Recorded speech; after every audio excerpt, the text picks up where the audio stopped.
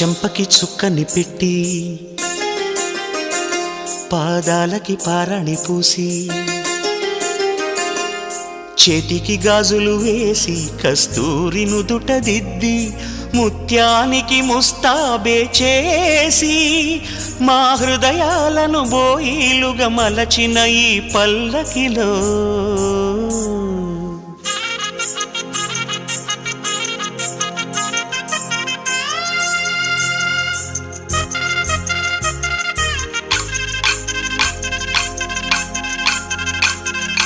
పల్లకిలో పల్లకిలో పెళ్లి కూతురు రాణిలా ఉంది, మహారాణిలా ఉంది.